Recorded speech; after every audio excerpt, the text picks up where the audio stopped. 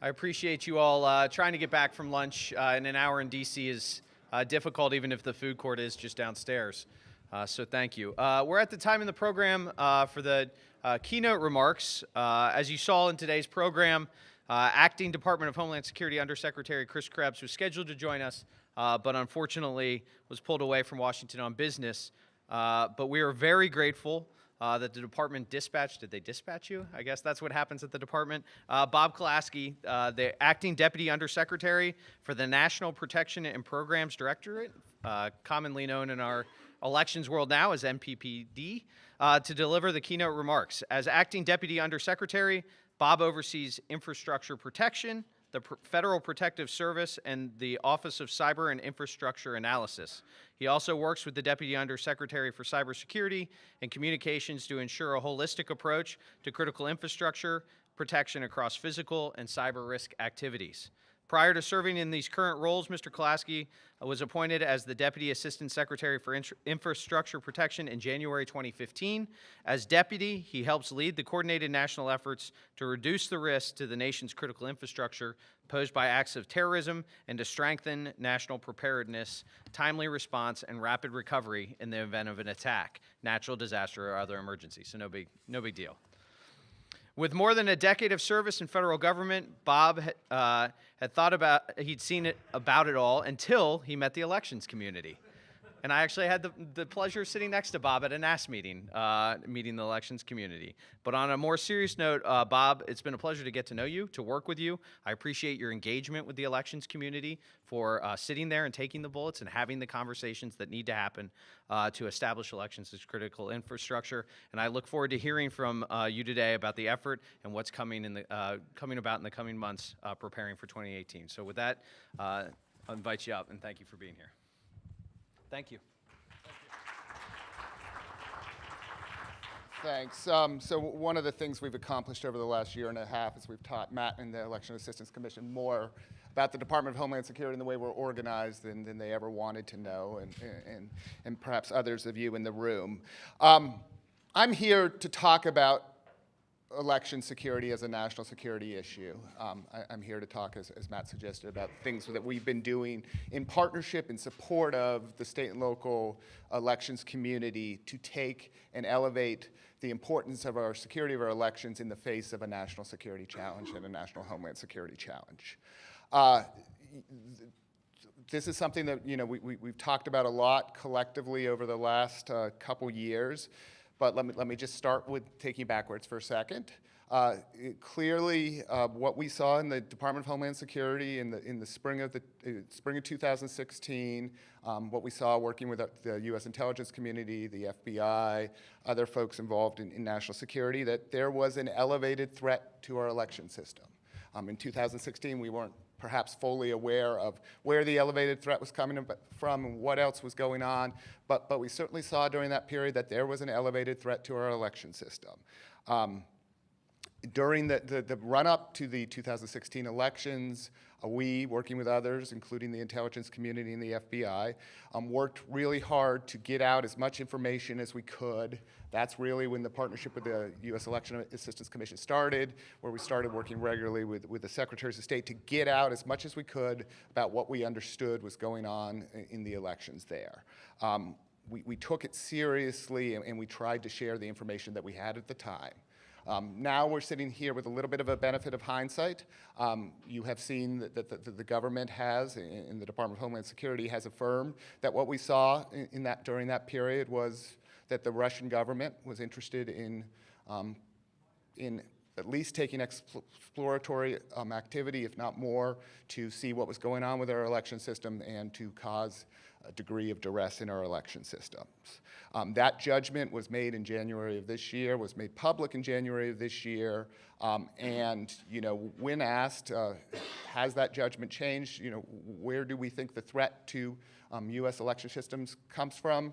I would say that we have seen no evidence that the Russian government has changed its intent or changed its capability to cause duress to our election system.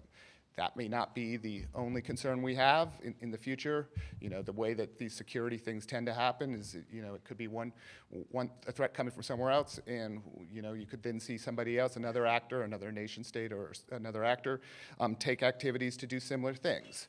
That, in my mind, makes this a national security issue. There is a threat out there.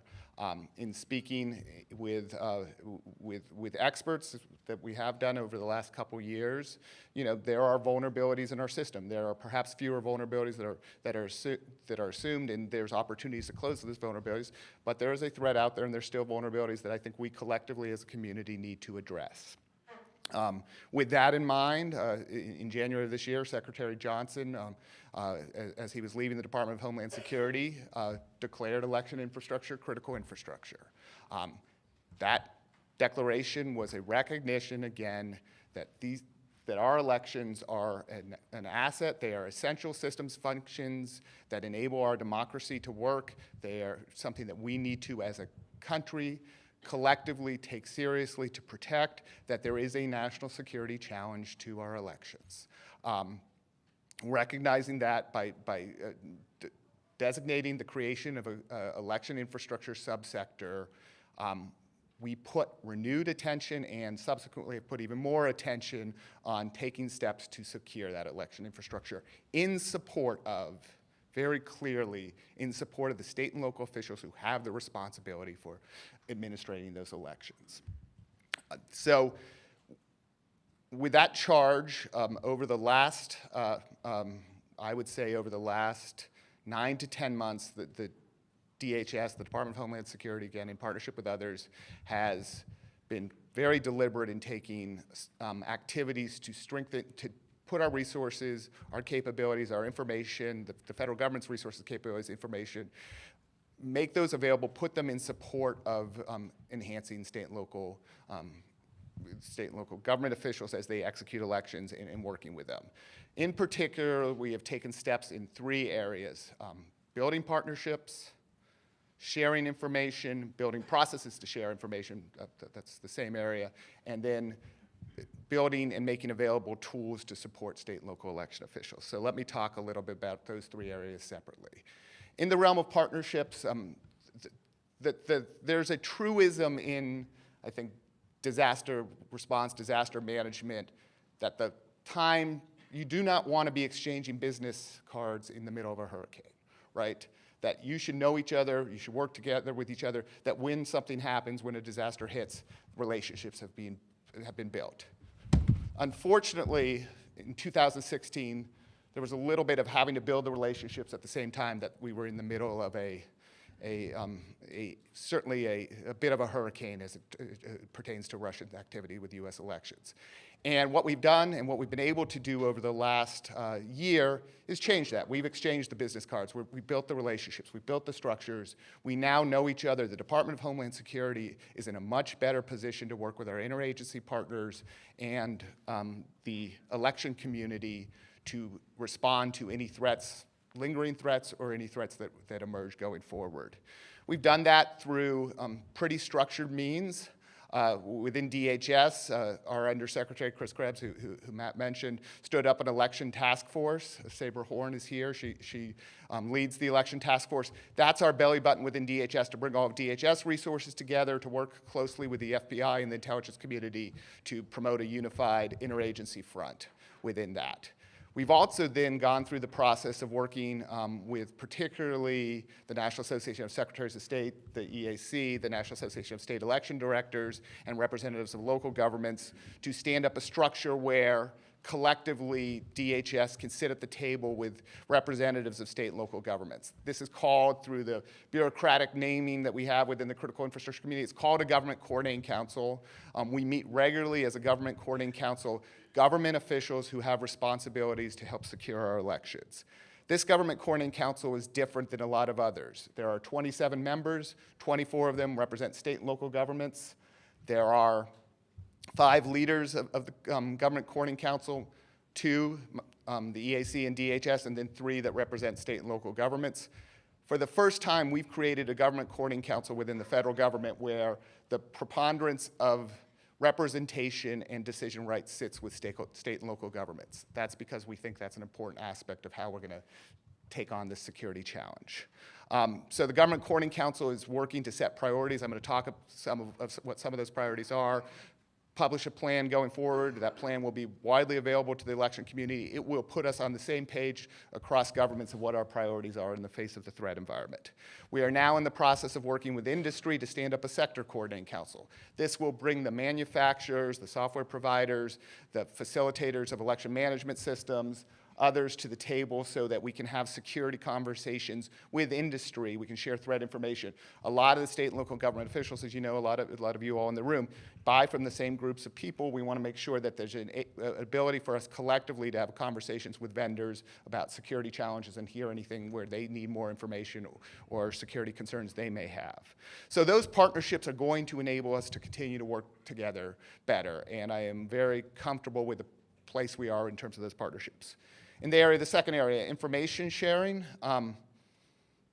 that's really where we need to start, once you've got the partnerships. We need to, as a federal government, be out pushing the bushes, taking whatever we can to get the best information, aggregate that information, and give that information to individuals who can make security decisions based on that information. That includes making sure that intelligence collection requirements are based on the need to monitor whether there is foreign activity to take on and do things to cause adverse consequences with our elections. So we've really pushed on getting the intelligence community looking at this question. And then once the intelligence community does those things, it may be that some of that comes back in a classified manner. We'd like to get as much out in an unclassified manner so that people could take security steps, but it may come back in a classified manner, and because of that, we've made progress in working to sponsor and encourage state and local election officials to have security clearances so that at least some portion of them can get this information and can have that contextual information where the threat may be shifting, and they can then make security decisions based on that. We have made available to senior state election officials in 50 states, plus some of their key staff, the ability to get a security clearance, and they are working their way through the process. We've also made it available to local government officials who are represented in the Government Coordinating Council. So there will be more opportunity to share contextual information about where nation states may be looking to cause trouble with our elections. Then the other thing we're doing on information sharing front is we have improved our protocols. Now that we've exchanged those business cards, we've made those relationships, we have a better process in place that if we learn something, if the FBI learns something, if one state learns something about another state, we have the process to make sure that information gets to senior state election officials much more quickly.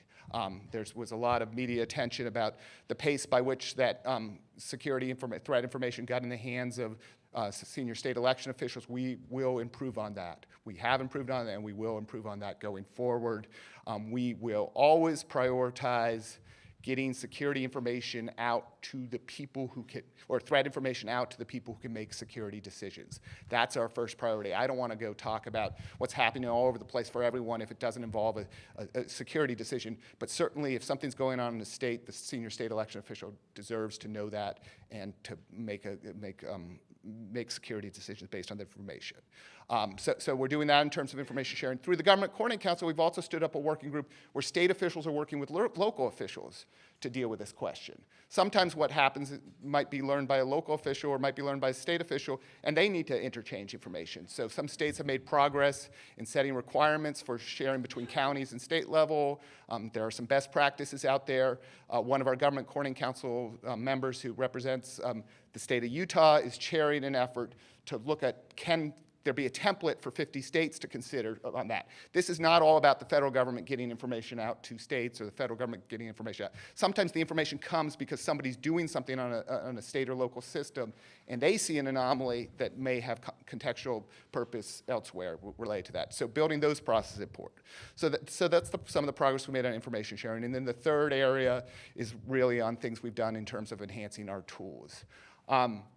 With the critical infrastructure designation, one of the things that the Secretary of Homeland Security, now multiple Secretary of Homeland Security have affirmed is we need to prioritize our resources to take on this threat. We have done so.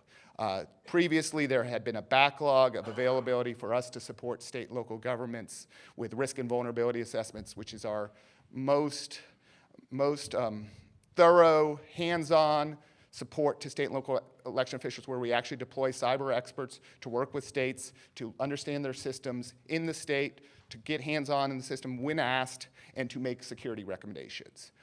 Previously, we had a reported backlog of that. I'm here today to tell you we have the ability now to meet all the state requests that we've received. We've done 3 already. We have another 11 requests. We will hit those 11 by middle of April, and we believe that we want all the rest of the states to sign up, and if they do, we believe we will be able to do those risk and vulnerability assessments on site before the midterm elections.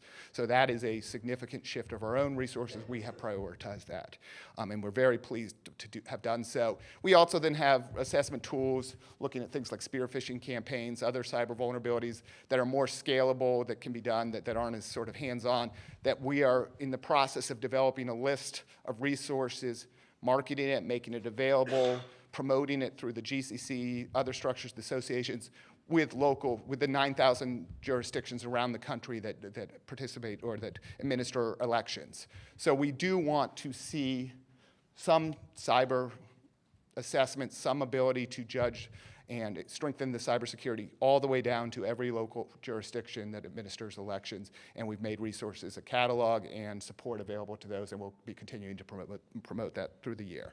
Finally, we have, working with our the Multi-State Information Sharing Analysis Center, the MS-ISAC, who we fund, and the Government Coordinating Council, we have instituted a pilot where we've established the Multi-State ISAC to serve as the Elections Information Sharing Analysis Center, to bring in and aggregate information, publish things, publish technical updates, publish less technical updates, make them available to state and local election officials about information we're seeing. And we're also piloting making more resources in terms of sensors, network detection sensors, the things that will sense anomalous activity available actually on the systems of state elections. So that's giving more, again, hands-on technical ability to defend and ascertain if there's anomalous activity going on in terms of an election. So that's where we are right now. Partnership is getting stronger. The relationships have been built. The information is flowing. Now it's a matter of being ready, staying ready, tracking the information, making sure we're continuing these conversations so that if the threat changes, if the threat gets more significant, if the tactics by Russia or anyone else change, we have the ability to get that information out quickly so that security decisions can be made. We will then also make tools available to support those. I am very pleased with the amount of work and effort we've put in, and we've got the relationships we've built over the last time, but I'm not here to take anything other, a victory lap or anything like that. We got a lot of work. We got to stay serious over the next year. We got to be tracking this. The threat's there. It may or may not manifest itself in a different way. We got to treat this as a national security issue. We are, and we will continue to do so. And I look forward to working with my partners who are in the room, who I've worked with in the past, and many of you others election officials, on doing this. But I think we want to continue this conversation, and that's why we're happy to be here. So thank you.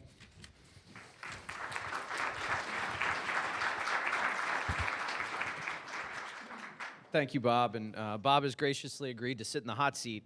Now I feel a little bit like Oprah, like I should tell you there's prizes under your chairs now. But start off with a question. It's been a year since the designation, and we're less than a year until the 2018 election. Obviously, we've talked openly about the challenges with the designation and the reaction from the elections community. What have you done in the last year to build relationships, to engage those folks, to exchange the business cards, as you said? And then what's the plan moving forward? Where do you want to be relationship-wise with the election officials as we hit 2018? So in addition to the sort of the structural work we've done of trying to set up councils, have the ability to make decisions, set priorities related to that, we are active participants on the conference circuit in terms of the annual meetings, particularly of NAS, the National Association of Secretary of States, and NASAD. We will be regular presence there, listening. We've also, one of the things we have within the National Protections and Programs Directorate within DHS is we have security advisors around the country. So one of the things I did in August was ask my regional directors around the country to set up meetings with each of the secretaries of state or senior state election officials. So these are people who are based out in the region, who have a staff of people who are based in each of their states. They're doing one-on-one sit-downs. Here's what DHS, here's our services, here's how you work with DHS related to that. Here's somebody here that, people from Kansas tend to get along better with people from Kansas and things like that. And people from Ohio get along better with people from Ohio. They love everybody. And so, doing that and having sort of the retail level relationship building, I think, is useful in terms of, in terms of sort of at the national level and getting through the critical infrastructure conversation. I think it was important from a national security perspective, but what I've said from sort of the beginning is only if people are seeing value in the relationship, will they keep coming to the table? Will they be asking us for things?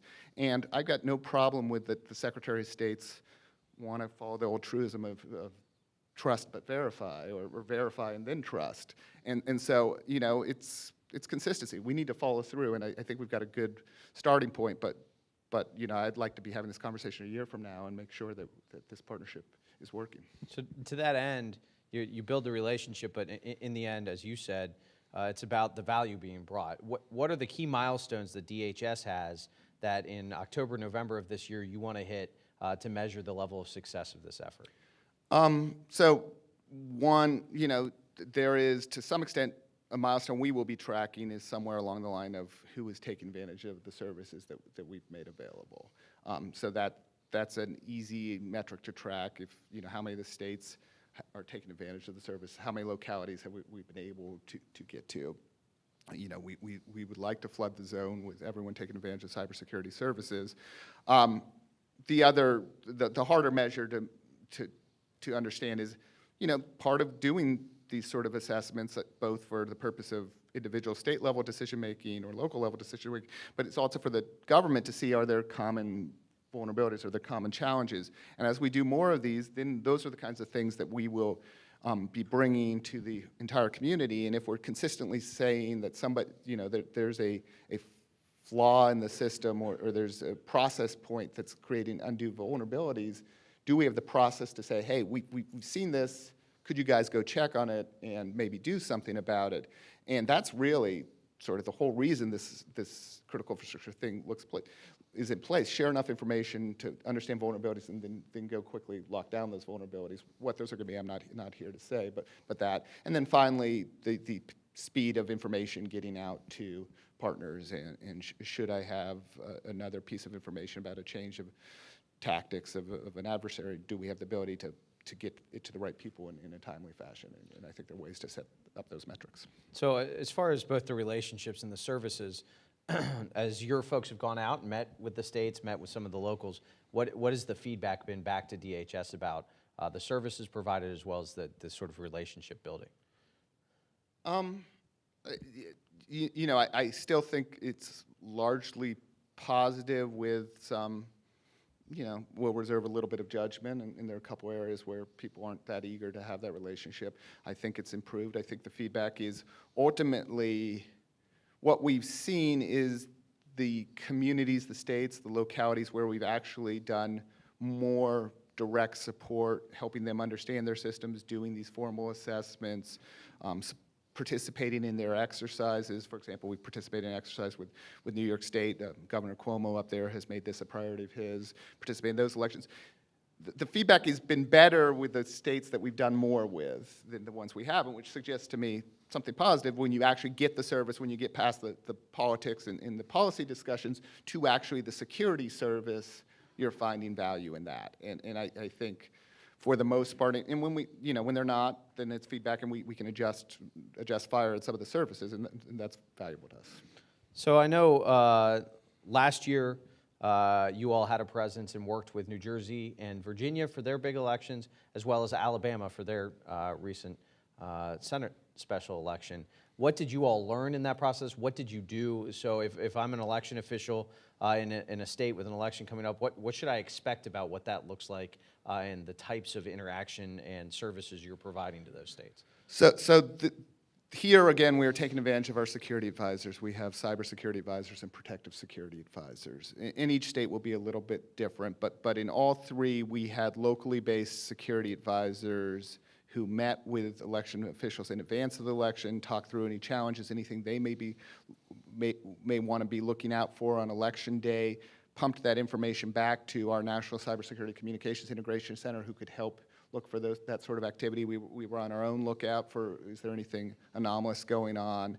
And so better understood, where there could be some security concerns. In New Jersey and Virginia, we did that a little more formally than we did in Alabama in terms of working with the state to study the system beforehand. In Alabama, we were there and had a presence and a relationship, but it was a little less pre-work went into it. But the key thing is that on election day, we understand, again, things that the state could be concerned about. We're helping look for those. If they're seeing anything, hopefully they would be passing on to us, vice versa. Again, the FBI is involved in these conversations as well, so that the moment something happens, we can address it. I mean, what's interesting about election cybersecurity, of course, and election security concerns in general, is part of what you're doing. It may not be that you're actually worried that much about what happens through a cyber incident as much as you're worried about how that's been understood by the voting community. And so one of the reasons being on site, building this relationship beforehand, is if there's anything that gets reported that happens, we're prepared to jointly talk about how that's going to be communicated. And if by some if something weird gets reported and that unity message has to get out, that's important. And that's going to, I think, have real meaning in the confidence of somebody going to vote on that day and the trust of the vote outcome. So it's been a year since the designation was made. What are the major lessons learned that you think the department has taken from that? And then has anything surprised you as far as getting involved in this space and learning? Yeah, I mean, I joke. I've worked with 16 different critical infrastructure sectors and senior officials in the electric industry and the banking industry and things like that. And I just assumed that people liked working with DHS because those structures were working pretty well. And it took some time and actually standing through, but it was worthwhile going through. I have confidence in this process because I have seen different sectors work collectively to build risk management. So I have confidence in that process. One of the things I've come to appreciate by listening, a couple different things. Certainly, election officials aren't as different from traditional security officials as you might think. They're very much based on an incident that happened. They're very focused on an incident. That incident is the elections that happen, whether it's once a year, twice a year, 3 times a year. So they're used to thinking in terms of contingencies. They're used to working through, a bad day. That bad day may not be caused by an adversary. So when we come and say, you really have to game plan for a bad day, they're like, oh, we do that all the time. And so that culture, we may not talk the same security language, but the culture of taking seriously the fact that a little bit of flaw in the system could then have trouble that cascades in terms of the process is something, that in hindsight I should have appreciated, but I've learned to appreciate. And so it's made it easier to sort of have those conversations. I also, will not sit up here and not say that I am very impressed by the seriousness that election officials, the election community are taking this threat. I mean, we're all up here not because of any steps taken by any of us. It's because adversaries, a nation state was out trying to cause trouble. And, there is a seriousness of purpose and commitment to taking this issue seriously. So lastly, you've got at least a captive audience in this room, a lot of election officials. What message would you like to send to them in building this partnership and working with them moving forward? It's again, please take advantage of the expertise and tools we have to help give you advice on security or reinforce the imperatives of security at the system level. Again, you know your systems better than we do, but if there's help that we can give, please feel free to take advantage of it. As we one of the things we learned, we'll make recommendations, but those recommendations are designed not just for a state election official to make a decision, but also to help sort of communicate, throughout each state has different systems of government, and, executive branches have to work with legislative branches all around the country, and, we're trying to give tools to help them, arm them to make arguments that resources need to be invested, that this issue should be serious. And so the more give and take about what's useful to help them, get the support they need to execute their mandate, that's important to us. All right. Bob, thank you for being here. Thank you for keynoting and taking time to be with us and talk to the audience. I appreciate it very much. Thank you. Thank you.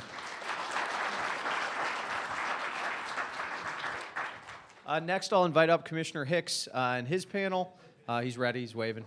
Come on up, and we'll roll right into the next panel.